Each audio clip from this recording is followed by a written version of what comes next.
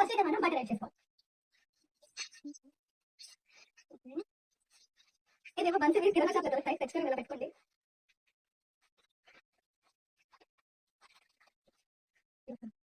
ఇప్పుడు stove on చేసి కొంచెం ఆయిల్ వేసుకొని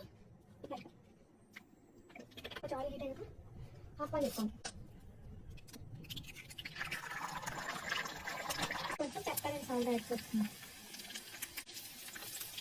ఇప్పుడు ఈ టర్కిష్ ఎగ్స్ ఏంటంటే ఫస్ట్ మనం డ్రెస్సింగ్ చేయాలన్నమాట. ఫస్ట్ ఇలా కర్డ్ యాడ్ చేసుకోవాలి ప్లేట్లో. దాని మీద చిన్న సాల్ట్ లైట్గా అన్నమాట. తర్వాత ఇప్పుడు మనం వేసుకుని హాఫ్ బాయిల్ చేసుకున్నాం కదా, ఈ హాఫ్ బాయిల్ కూడా యాడ్ చేసుకోవాలి. ఇప్పుడు ఈ రిమైనింగ్ బాయిల్లో మనం కొన్ని చిల్లీ ఫ్లేక్స్ యాడ్ చేసుకోవాలి.